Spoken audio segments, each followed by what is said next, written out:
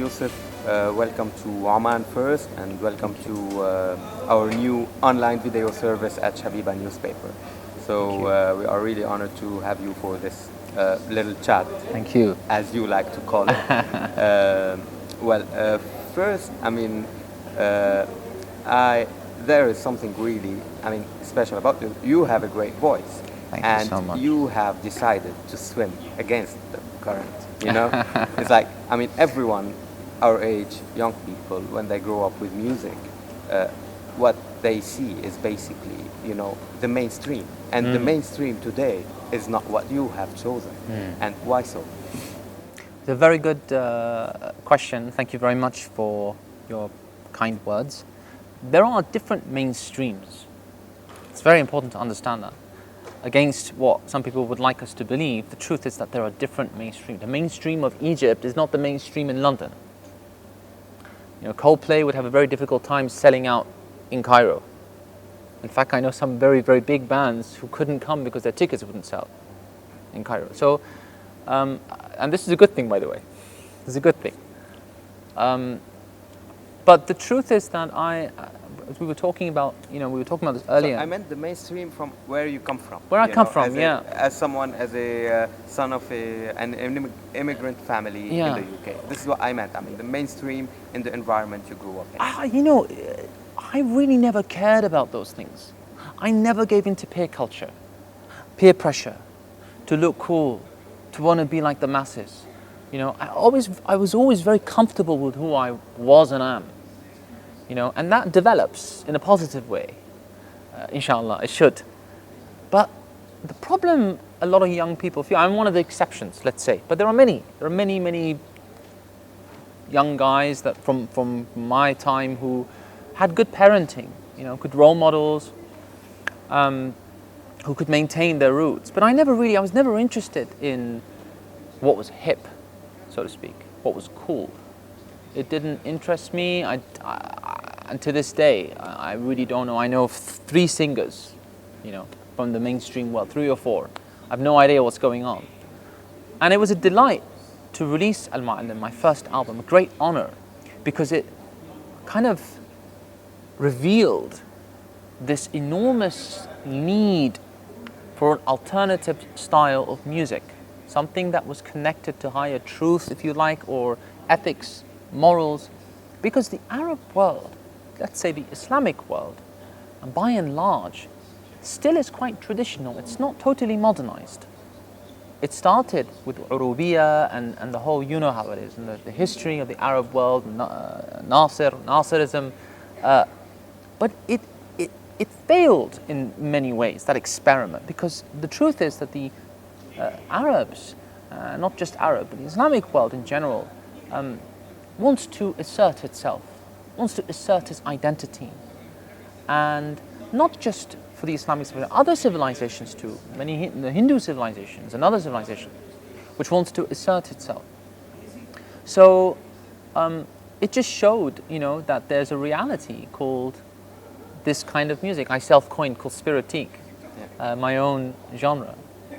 And there's a need for it, people want it. And in fact, the Western companies are now capitalizing on that.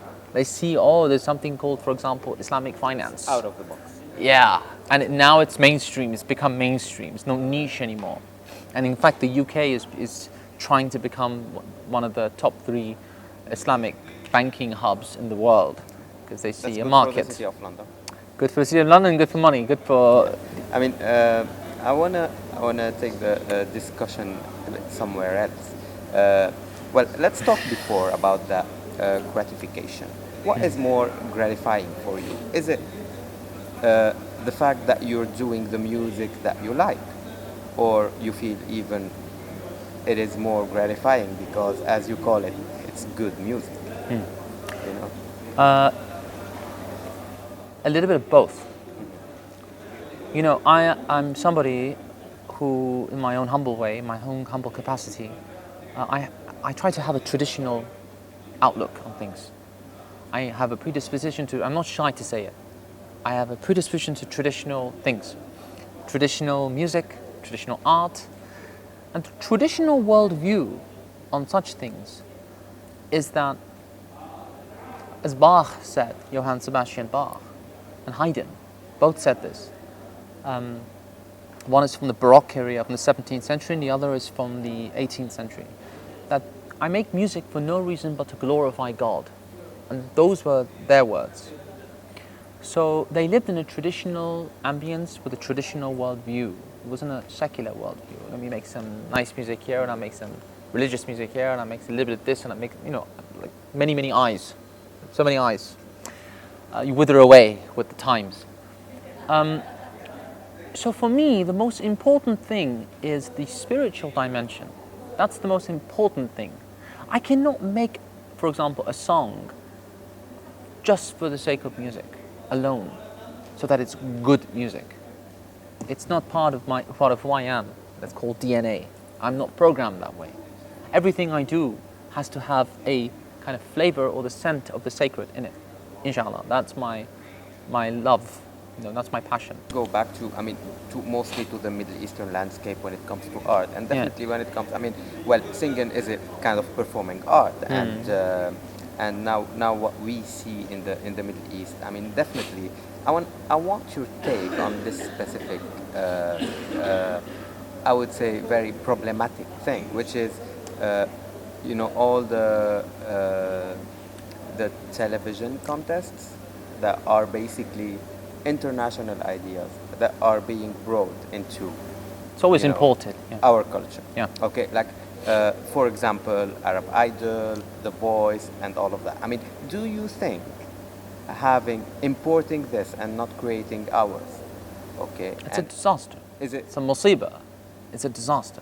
I'm finishing off your question, answering you because I know exactly what you're going to say. It just shows what we were talking about. Blind imitation, emulation of a civilization that almost has nothing to do with that part of the world. Nothing. And what does Simon Cowell have to do with the Bawab in Cairo? It's totally different. Or even a businesswoman or business lady or... okay, there's a certain elite in the Arab world. They don't even speak Arabic properly. We know that. They speak English, we know that. But they constitute 10%, 15%. The truth is that in the Arab world, the vast majority of people are traditional. They have a traditional, maybe not very educated, but are traditional. They have a traditional... The question is why we are attracted to this kind. Because the Western civilization is the dominant civilization. It's the dominant civilization today. And when you're a dominant civilization, you want to copy. You want to emulate. But this is not the West's fault. This is not America's fault. It's not England's fault. It's our fault. And I'll tell you why. Because we forgot our roots, who we are. What I mean by that is during the turn of the 20th century, when modernity came to the Arab world, hadatha, the Arab intellectuals, although he was not an Arab, he was Iranian, Jamal ad-Din Afghani, he was a Persian man, Asad Abadi. Exactly. All these people, the revivers, reformers, that in my opinion, and I subscribe to the view that they're deformers, not reformers. They basically took Western technology, embraced it with Islamic ethics. It's very important, though they only took the Sharia dimension of their faith and left aside the philosophy and the thinking, all the great thoughts, the ideas. How can you say, for example, the tafsir of Sayyid Qutb is greater than Fakhruddin al-Razi? How can you say that? It's unbelievable. It's like a joke. So the truth is that we gradually, the Arab world gradually abandoned its intellectual, metaphysical roots. And basically, it's the rise of fundamentalism, nahda, revival, all of those things. And you know what I mean. You know the rest of it. It was this kind of sentimental reaction, because whenever there's an action, if I push you, you push me back. And that's how the Arab world felt at the time. It was a rather sentimental kind of reaction to a worldview that they didn't know what to do with. Oh my God, they're bringing trains, aeroplanes, and whatever, technology. I'm going to take you to another I mean, what is not imported? What is basically our production? What do you think Arab artistic scene and television scene has done of the Ramadan month with that fury of Ramadan drama? What's your take on that? I wouldn't know that much because I don't watch much Okay. TV myself. That is the truth. But from when I lived in my time in Cairo, what I noticed was the whole pop music scene, TV, everything that's to do with basically media, which is really kind of pushed from Lebanon mostly, is really imported. And that which comes from the wajhat an-nazar of the traditional Arab Islamic civilization, so to speak, is very weak. It's very poor. You say badly recycled. Very badly recycled. It's poor. It's not strong because it's not authentic.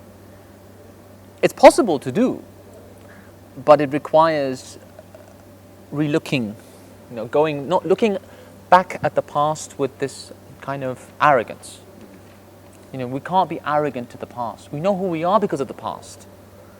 And in the West, there's this 1,000 years of amnesia, which they don't talk about in schools, which is the Islamic contribution to Western civilization. It's 1,000 years of amnesia. 12th century. Everything, Ibn Haytham, Ibn Sina, all of them, all the great discoveries, how the eye works, optics, and they don't teach this. They call it the dark years. They call it the dark years of civilization, when in fact it was the golden years of civilization, in another civilization.